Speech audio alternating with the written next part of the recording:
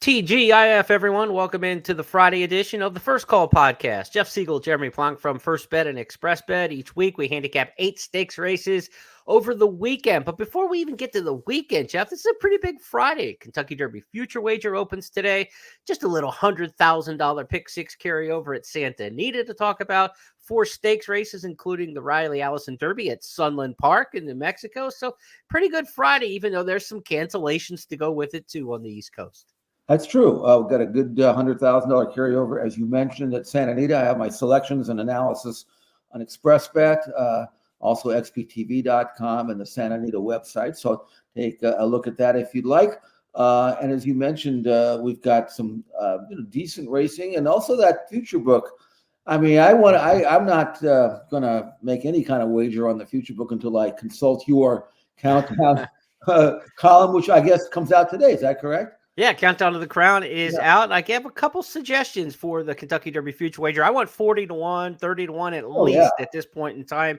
There's a couple in the morning line there. Kingsbridge for Bill Mott, certainly being one of those that I think you want to kind of keep an eye on at a big price. And Shug's winner, change of command from last week, is 50 to 1 or so in the morning line. So there's a couple shots in there that we might be able to take a stab at this early in the season. Kentucky Derby Future Wager runs through Sunday at 6 o'clock. You can bet that with First Bet and Express Bet, so be sure to check that out.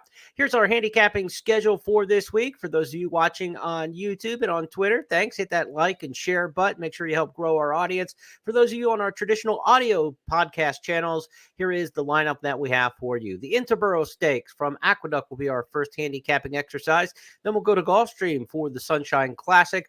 At Laurel Park, there are 4 stakes races on Saturday. We will handicap 2 of those on the program, the What a Summer and the Fire Plug. Sprinters in action in that one. At Fairgrounds, it's a big stakes day. Road to the Kentucky Derby Day really heats up with the Lecomte Stakes as the main event. The Silver Bullet Day, the Louisiana Stakes, and the Lecomte will be 3 of the many stakes races from Fairgrounds on Saturday that we will handicap. And at Santa Anita, it's the Lockingyata Stakes. So those are our 8 races. Tournament players, there is a cornucopia of opportunities this weekend. We've got $40 feeder tournaments at Santa Anita all weekend on Friday, Saturday, Sunday. $80 feeder tournament Friday and Sunday at Gulfstream Park. Beat the Host on Saturday features Tom Quigley, the famed trash talker, also the VIP concierge at Santa Anita. Take on Tom and beat the Host this week. And at Gulfstream Park on Saturday, it's one of those low ratio qualifiers, $1,000 handicapping tournament at Gulfstream Park towards the Pegasus World Cup betting championship. Again, based on the number of players, a low ratio qualifier means you've got a big chance to qualify for the big one on January 27th, that being the Pegasus World Cup betting championship, one of the biggest handicapping tournaments in the entire seasonal landscape. You'll want to try to get into that tournament through our different feeders and also through that low ratio qualifier, perhaps on Saturday. Beat the Host on Saturday. Jeff Siegel still, I think, another week away. Jeff's waiting in the wings. This coming weekend, it'll be Tom Quigley. Want to give a shout out to our friend Millie Ball, who last week in Beat the Host took down just about everybody, knocked out about 90% of the players. Only 36 players are left in the Sweep the Host potential bonus for $6,000 after 2 weeks. Pete Aiello in race week number 1, then Millie in week number 2. Millie wiped out just about everybody, picking 5 winners on top in the 10 races. So great job by Millie there. Jeff, we've got our work cut out for us when we take on the competition a little bit later in the Beat the Host season. Well, when you were promoting this contest last week, I don't think you actually warned the public as much as you should have that Millie Ball was up. You better be prepared. You better prepare like it's the Super Bowl if you have any shot of beating Millie Ball. And most of you did not. So that's the way it is. I don't know. Maybe Tom will be a little easier. Maybe not. We'll find out. But really fun contest there to play. And you got to do your work, which is fun to do. I mean, it's fun to dig into the PPs and come up with something. And then if you are wanting to win or participate, you have to beat some very, very good handicappers. And last week, Millie was pretty much unbeatable. Last 5 races at Gulfstream Park. The first 5 races at Santa Anita on Saturday will be the beat the host races each and every week during this season. So be sure to check that out. Last 5 at Gulfstream, first 5 at Santa Anita if you want to play beat the host. Now, we also have the Coast to Coast Pick 5 back this week, and Gulfstream and Santa Anita team up for these races on Saturday. Races 9, 10, and 11 at Gulfstream will kick things off, and then races 5 and 6 at Santa Anita, part of that 15% low takeout Coast to Coast Pick 5. These are the races for January the 20th. Again, Gulfstream races 9, 10, and 11. Santa Anita races 5 and 6. Give you a look at the Sunday Coast to Coast Pick 5 for the 21st. Those races are also set. They'll begin in succession again with 3 races from Gulfstream Park. Races 8, 9, and 10 at Gulfstream on Sunday. Kick off the Coast to Coast Pick 5. Races 4 and 5 at Santa Anita wrap it up. So again, Sunday's Coast to Coast Pick 5. Gulfstream 8, 9, and 10. Santa Anita 4 and 5.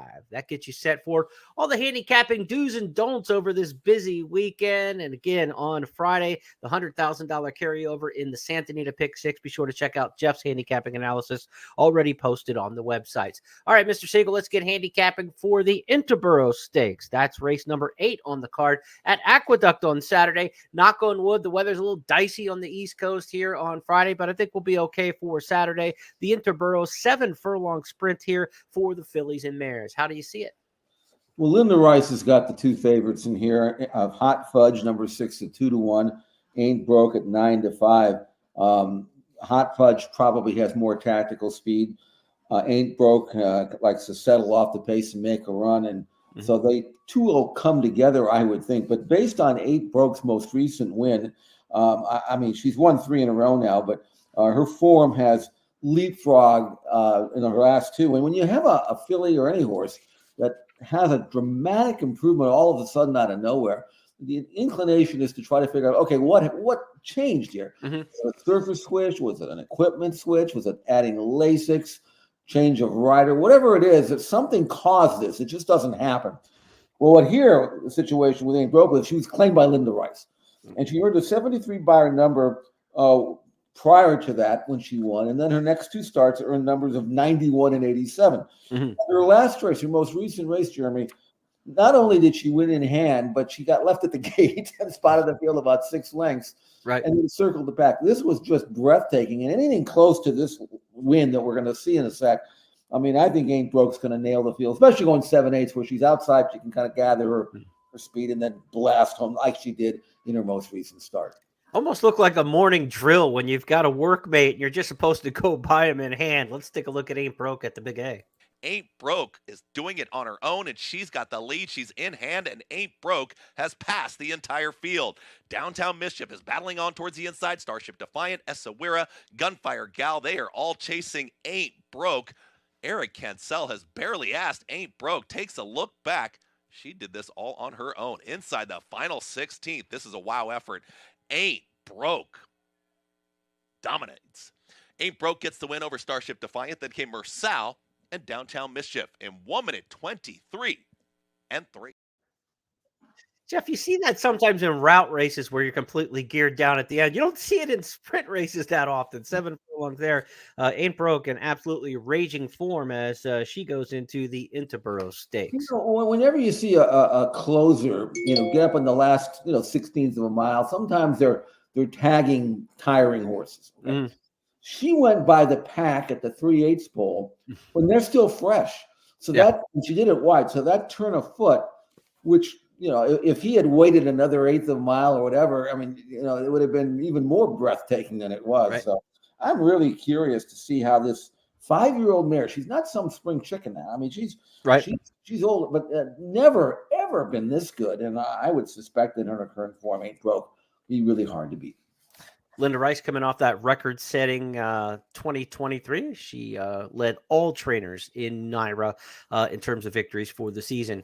Gulfstream Park on Saturday is featured by the $75,000 Sunshine Classic. These are Florida-bred older males going 1 1/16 on the main track. And if you want to find Jeff's top pick in here, you don't have to look very far, Jeff. You're sticking to the rail with Octane.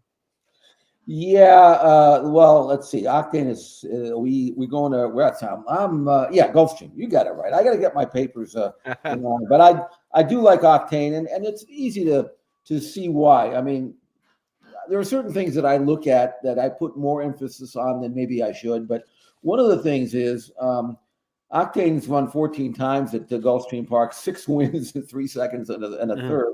So we know he likes the track. This is another horse coming out of a much tougher race, showing up here, in State Bred Company after running a respectable 5th, beating just 4 lengths in the Harlan's Holiday. Buyer-wise, he's earned plus 90 buyer numbers in his last 2 starts, so he's very fast on figs, and he's got that really good rail, which is where you want to be at a mile and 1/16, where all you really have to do is just leave with your field, and you're going to find yourself in a great spot, saving ground, maybe right behind the leaders, maybe even on the lead. This horse has been very effective on the front end, and I would suspect that because they drew the rail, there's no reason not to just take advantage of that draw and just bust and go. And if somebody wants to go, that's great. He sits second or third. All of this adds up to 7-5 in the morning line. He looks like a logical horse. Loves to win, loves Gulfstream, great post, fastest on figs, coming out of the best race. I'm not sure you need much more than that. So I think Octane probably will win at a short price. Let's move now to Laurel Park on Saturday, where 4 stakes races are on the docket. We're going to look at the What a Summer in race number 8, and then we'll also look at the Fireplug Stakes, which goes as race number 9. Also on the card is the return of a horse named Post Time on an earlier stakes race. I think he's going to be a short price favorite, but Post Time looks like one of the best horses in Maryland. Very lightly raced, but catch him on the undercard. Definitely one to watch, not necessarily one to bet on. I think it'll be a shorter type price. But let's go to the 8th race, the What a Summer. Maybe we'll get a better betting opportunity in here. Jeff, this is a race where 3 shippers come in from Naira: Headland, Can't Hurry Love, and White Chocolate. Earlier in the season, back in December, we saw Headland come in and win the Willow on the Move Stakes coming out of those races in New York. She'll have some company on the van, I guess, if you will. George Weaver sends this one.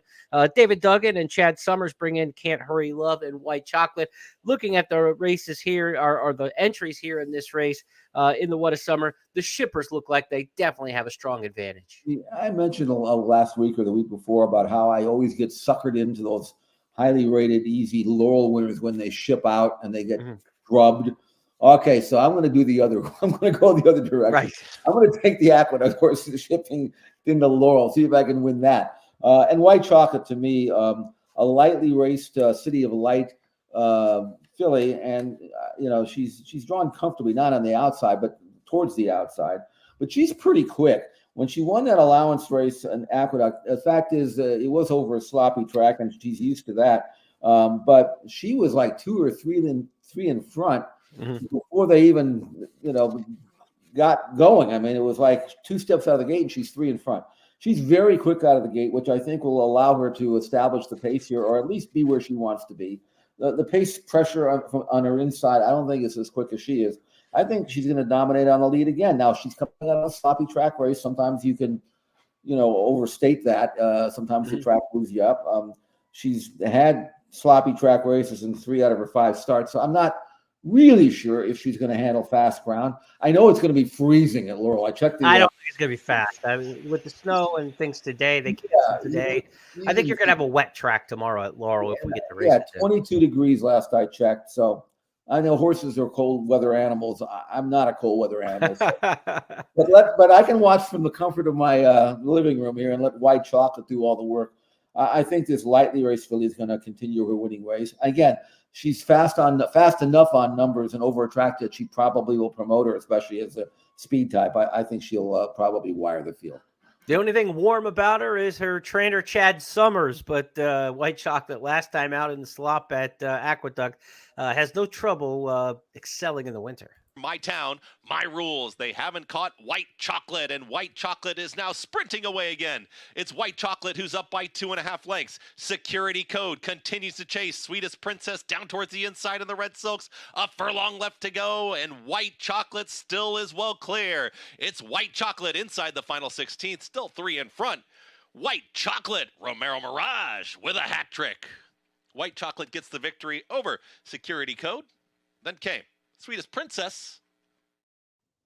All right, so White Chocolate, Jeff's top pick, shipping from Aqueduct to Laurel in race number 8, the What a Summer. Let's go to the 9th race on the card. It's the Fireplug Stakes, named for one of the top sprinters in the Mid-Atlantic back in the day. The Fireplug at 6.5 furlongs, a prep here for the General George Stakes, usually President's Day week at Laurel Park. So we'll see that one coming up next month. The Fireplug in here, Jeff, one of the races I handicap looking at some of the Laurel Stakes races. I thought there was a shot in here with Brother Conway, a horse who's really fast right now.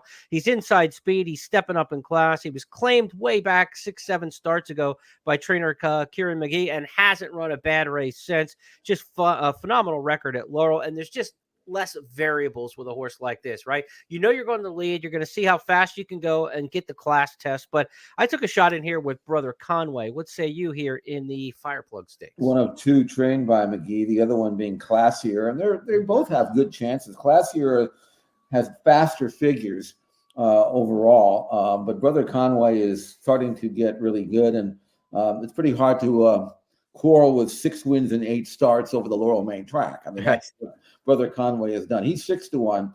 Classier is 5-1 because it's 6.5. And Classier is 2 for 2 at the distance, but I understand why, because he's the kind of horse who has speed but doesn't like to be rushed off his feet. And sometimes when you get in these shorter races, you got to ride him a little harder than he wants to during the early stages. But at 6.5, you can kind of fall to the gate and kind of gather your stride and get your momentum going. And I think Classier, a little bit of freshening, hasn't been out since mid-November and was disappointing in his last start, but given a little bit of time off, I think he's going to bounce back with a big race. And at 6.5, I give him a really good look at 5-1, which is a good number. I want to tip my hat, though, to Greeley and Ben, 10 years of age, 25 wins and 43 career starts, only 4 starts, believe it or not, at Laurel. He's got 2 wins in a second. Mm-hmm. He doesn't have a lot of tactical speed or anything like that. But he's another one of these kind of late-running sprinters, at least that's where he is at this stage of his career, where 6.5 is going to help him because he won't have to be ridden off his feet early on. He can just kind of fall out of the gate and kind of build with momentum from the 3/8 pull of the wire. Would be kind of neat to see him win, Greeley and Ben. And 4-1, you could do worse than him. So it's a big field. It's a good race, very competitive race. And there's 3 or 4 in here that could win. But I'm going to go with Classier on top, the old Bob Baffert horse who, when he feels like running, can be pretty decent. Greeley and Ben, the 10-year-old, can't run on the NYRA circuit anymore. That's why they crammed that last start in on him on a week's rest in the Gravesend Stakes. That didn't work out too well. Hadn't had a lot of rest since then, just 3 weeks till the next outing for Greeley and Ben. So he'll be making his 3rd start since December 23rd in 4 weeks' time, 3 starts in 4 weeks for Greeley and Ben. Now age 10, he's able to run in Maryland by commission rules, but not in the state of New York. So that's a look at the 9th race at Laurel Park, the Fireplug. Good looking card on Laurel's Saturday program. Again, 4 stakes in all in Maryland on Saturday. 2 fairgrounds where 4 stakes just kind of warm up the card. I think there's 7, maybe 8 stakes races on that card at the fairgrounds on Saturday on Lecomte Stakes Day. The road to the Fairgrounds Oaks, the road to the Louisiana Derby really gets serious. Also the New Orleans Classic, big prep in there with the Louisiana Stakes. We're going to look at those 3. Let's start with the 3-year-old fillies, Jeff, in race number 10. It's the Silver Bullet Day Stakes, named for that star runner back, 1999. She was just on top of her game back in those days. Silver Bullet Day, of course, winning the Kentucky Oaks. $150,000 stakes in her name. First step on the trail towards the Fairgrounds Oaks. Who do you like in here? Well, I'm going to try the Remington Shipper. I mean, I sometimes get sucked into the Remington Shippers, as I do with the Laurel Shippers. But so she's stepping up in class, obviously, even though she's a perfect 4 for 4 Oklahoma bred filly. And what I liked about Miss Code, there's 2 things I like about her. Number one, on speed figures, she's right there with these anyway. So while she may be stepping up in class, she may not realize it. The second thing is the versatility of a filly that can win on the lead if you give her the front end. But 2 of her 4 wins have come from off the pace. One from well back, the other one in a stalking position. So she's won just about every way you could possibly win in 4 career starts. Now, again, moving up in class, shipping in from Sam Houston. I like this work. This sounds like a pretty good work. I didn't see it, obviously, but when you work 48 breezing, fastest of 108, that's moving pretty good. I mean, that gets my attention. So I don't know if she's ever going to be this good. This is the logical next stop for her. She's won some lesser races, 3 state bred wins, and then most recently an open race. Now this is a tougher open race, but she's been given every opportunity to progress at the proper rate. And inside draw, number 3 post, looks to me like, I don't know how fast the sprinter right next door, Play Good, Pay Good, will go, if she will, but she should be just about wherever she wants to be. I think 9-2 is a good price for me, Jeremy.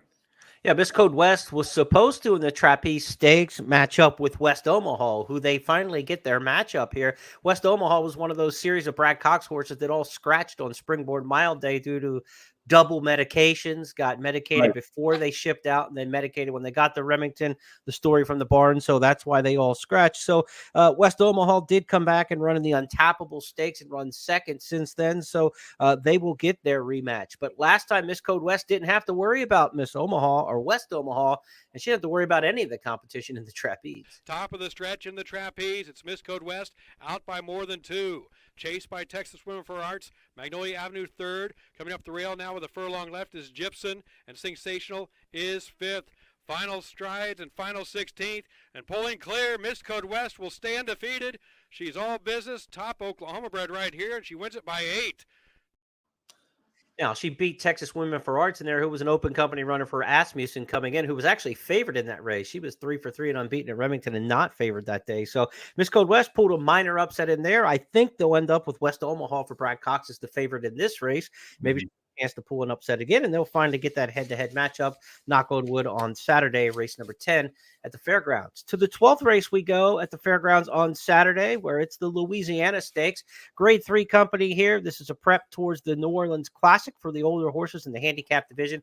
$175,000 the purse. This is our express bet race of the week. To get my full analysis of this race, be sure to sign up each week for the express bet and first bet newsletters. So sign up for those at the websites or on the app, and you'll get that sent to your email inbox each and every week. If you're playing fairgrounds on Saturday, we want to let you know there's a great promotion with express bet and first bet. $5,000 all stakes pick 5 hit and split. That means if you play this all stakes pick 5 with the last 5 races on the card, all in stakes company, if you hit the pick 5, there's an extra $5,000 in money that go on top of your parimutuel earnings. You'll split that $5,000 with just other players who win on the platforms with express bet and first bet. So a great reason to play the late pick 5 on Saturday, the all stakes pick 5 at the fairgrounds. One of those races in that sequence, the Lecomte, we'll talk about that next.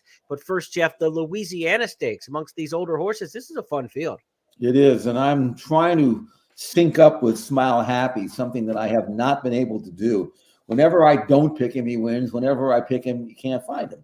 So I don't know what to make of it, but he has won 4 races from 9 starts. The inconsistency that I speak of probably can't be laid on Smile Happy. I'm just picking him in the wrong spots, apparently, because he does fire, and he's got, the triple-digit buyer number that he earned 2 races back, the 110 buyer number when he won the Ali Sheba back in May.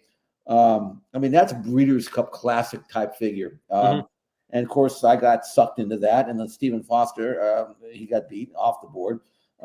You could say he bounced. He certainly ran well below he had done the previous to that. Maybe it was Ellis Park. Maybe something was wrong because we don't see him again for half a year. So now he's back. I assume that he's training well. He certainly ran well fresh back in 22 when he was a very good second in the Risen Star over this main track behind the Epicenter. Nothing's wrong about that. No. So on his very best day, Jeremy, I think he's more than good enough to beat Saudi Crown, who's actually the 8-5 morning line favorite.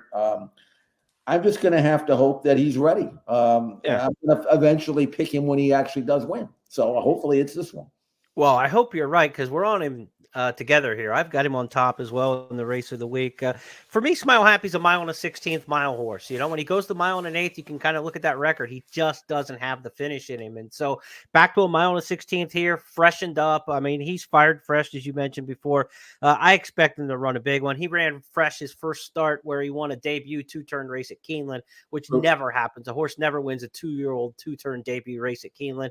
And he was the first one to do it in several years. And so he runs fresh. I think he's going to fire here.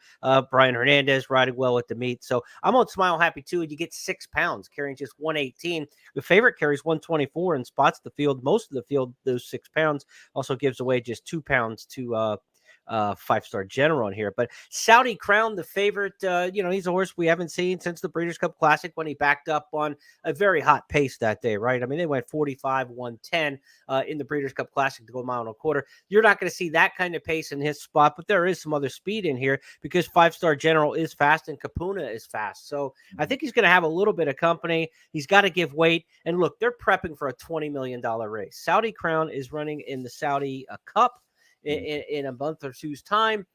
This is the prep for that race. It's $20 million. This one's 175. I know the best horse should win, that kind of deal like that. But if they have to get down and scrub on this horse to win for 175, they'll be robbing Peter to pay Paul when they're trying to prep for the $20 million race. So I think he's vulnerable in this particular spot because of the other pace horses and because of the fact he's given weight and the fact that this isn't his race to win. The next one is the race that they obviously want to win. So I think it's worth taking a shot on Smile Happy in here. I do think Saudi Crown will run well, though. The way I said in the race of the week is a heavy exacta 2-3, a smaller 3-2 just to back up and basically get your money back if they run 3-2. But 2-3 is the way I'm going to try to attack it. Smile Happy over Saudi Crown and just dive into those two running 1-2. Let's go to the Lecomte Stakes next on the road to the Triple Crown. Again, a reminder, this is a weekend where we have a Kentucky Derby future wager. So you're going to see some of the top contenders maybe perhaps towards the Triple Crown in the Lecomte Stakes. We saw them in the Gun Runner when it was Track Phantom and Nash, 2 horses of high repute. Nash was the favorite in that race at 1-2 odds. It was his first time in stakes company coming off a big win at Churchill Downs. Everybody thought that the Gun Runner ran through Nash, but Track Phantom had other ideas. Footprint and Next Level has dropped back from his early efforts as they straighten away. It's Track Phantom in front after 3/4 in 1 minute 12.04 seconds. Track Phantom leads Nash by 2. Snead charging hard on the outside. Nash is third toward the inside. It's Track Phantom who's still finding as they come down toward the final 16th with Footprint back in 4th with Christian Torres. Track Phantom is leading home Snead. Nash is third to Track Phantom and the Gun Runner. Track Phantom has won it by a length to Snead. Now, runner-up in there, Snead is not back in the Lecomte Stakes. He'll await the Risen Star. You could bet him this weekend, though, and I would recommend it. Snead is one of those horses in the Kentucky Derby future wager that if his price is high enough, I would be interested right now. I really think he's a horse with a big future. He's out of Upper Line, who was that great long-distance mare winning 1.5-mile turf races. Snead's going to run all day for Brendan Walsh. I like the fact that they're not coming back here at the 1.16 in the Lecomte Stakes. They'll wait for the longer races with Snead. As for Track Phantom and Nash, they get their rematch on Saturday. Does it finish the same way, Jeff? Do you see somebody else? Do you see Nash turning the tables? I would like to see Nash turn the table, but I didn't find any excuse for him in that race. I really didn't. He was well-positioned early. He settled. He had dead aim from the 3/8 pole of the wire, didn't punch it in. Maybe there was an excuse that I don't know about. Certainly, I'm sure Brad Cox is hoping that's the case. I would have rather taken Track Phantom at 9-2 in that race than the 9-5 or lower that I'm going to get if I like him here. Right. And yet the pace situation looks rather soft, don't you think here? Yeah. Jeremy, and Track Phantom drawn outside has shown that he can press, stalk, and then accelerate. He did that 2 races back when he broke his maiden. Last time out, he took the heat and came away, and they weren't catching him. $500,000 son of quality road. He's supposed to be good, and he obviously. Right. I don't see any reason why he wouldn't win. Whether or not there's a gamble here or not, maybe that was the last time. But hard for me to what I saw. It's hard for me to switch places here. I thought Nash had his chance. If he comes back and beats him, he beats him. Okay, I can live with that. But Track Phantom, to me, there's no reason why he can't come back and score again. Yeah, those two should have their way with this particular field. Then we'll see it gets tougher as we add some more horses from out of town towards the Risen Star. We already know Chad Brown's talking about sending Sierra Leone, the runner-up in the Remsen, a very highly regarded 3-year-old. He'll come to Fairgrounds for the next stage of the Louisiana Derby Series when they match up for the Risen Stars. So good-looking group here. We'll see how it turns out in the Lecomte Stakes. Again, that's part of a $5,000 late pick 5 hit and split, or late pick 4 hit and split, I should say, for All Stakes pick 4 on Saturday at Fairgrounds. I think I said pick 5 earlier, so definitely want to correct that. Late pick 4 hit and split, $5,000 at Fairgrounds. We also have a late pick 4 hit and split for $2,000 in additional money at Laurel Park on Saturday. So be sure to check out all the promos. Go to the promotions page or the promotions tab within the app at First Bet, or the promotions page on the desktop websites for Express Bet or First Bet to get all the promos for this weekend. Of course, we always have that bet 100, get 20 back on the Turf Pick 3 at Santa Anita wager. I know Jeff likes the $3 Turf Pick 3. If you bet $100 on your Turf Pick 3 wager, you'll get 20 back in a rebate. So that's a great deal there as well. A lot going on. Tom Quigley is warming up in the bullpen for Beat the Host on Saturday. And on Sunday, we've got the draw for the Pegasus World Cup. They're going to draw it between races on the card on Sunday. So we'll know who's headed towards the Pegasus World Cup field of 14. Among those expected to enter in their First Mission, O'Connor, the Bob Baffert trained Preakness winner from last year, National Treasure, should be a good field, and expecting a full field of 14. Jeff, Eddie Olczyk, and the whole team of handicappers from First Bet are going to put out a wager guide for that coming up on Tuesday. We will have the wager guide ready. Draw on Sunday. Wager guide will be ready by Tuesday, the 23rd, for the Pegasus World Cup. So big weekend of racing, Jeff. A lot going on the track and off. Yeah, it is. It's going to be fun. And Gulfstream's going to put on a show. I can tell you that. It's going to be a great card, not just with the Pegasus races, but the turf as well. Undercard, you're going to see some really, really significant maidens running that day. I know. I just can't wait for that. I'll be remaining at Santa Anita. I'll be co-hosting anyway, the simulcast show the Saturday and Sunday of next week, while I think it's Zoe and Michelle will be in Gulfstream. So great. I'll be watching on the tube, so to speak, on the simulcast, but I'll be working it. So I'll be busy. I'm already preparing for that. I can't wait. It's going to be great next week. All right, so we are set to go for this weekend. Enjoy the Kentucky Derby Future Wager, the big carryover at Santa Anita, say $100,000 in the pick 6 for the Friday card as we record our podcast. Plenty of action going on today and throughout the course of the weekend. On behalf of my partner, Jeff Siegel, and everybody with First Technologies, I'm Jeremy Plonk. Have a great day. Good luck at the races. And Jeff, one final word? Yes. I want to give you who I like in the Lockingyata. I mean, can I do that? Did I miss the Lockingyata stakes? Are we? Well, normally I wouldn't care, but it's 6-1. I got a 6-1 shot. I got to give out here. Okay. You know what? Like it's like a list, right? And you would think a guy could follow a list. You get through 7, and then I just chop things off. I'm glad I have a co-host in here. A lot of people leave the track before the last race. They make that's true. And they get on the road and they maybe watch. I was trying to beat the traffic in the podcast. That's what I was exactly. So that's okay. That was okay. And normally I would have let you have done that. I mean, one less race. But you got a 6-1 shot. I got to hear it now. And I got to bet. This is a Lockingyata, and this is a face for fillies and mares. It used to be restricted for 4-year-olds only, but now they open it up for the last several years. There's a horse in here, a filly named Coffee in Bed, that is really interesting to me. Again, 6-1, 6-horse field. And boy, is she training well, and which is significant because she won her debut last year at 19-1 because she was showing nothing in the morning. And now she's working great. This is a 6 furlong working 113 over a dead track, never asked to drop, just breezing through the lane and just finishing with a ton left. And man, I think she's approaching her best form. Now, we have not seen her in a couple of months, but she can fire fresh because she won her debut. We know that. She was 5th in the Autumn Miss, which was like a sprint. She was outfooted. They went 45-2, 8-3, 32-3. Ruby Nell beat Anna Sett. That's way tougher competition than she's seeing here. Plus, that was on the grass. There's not a doubt in my mind she's better on the dirt as a daughter of Curlin. 2 races back, she won an allowance race with a 90 Beyer speed figure, and she did it stylishly. I think, and in a race that's not going to be quick early, because Coffee in Bed doesn't like to cope with fast paces. She likes to lay fairly close and not have to use herself to do that. So if I'm Richard Mandela, I tell Mike Smith, put her in the race, and Mike's ridden her, so he knows this.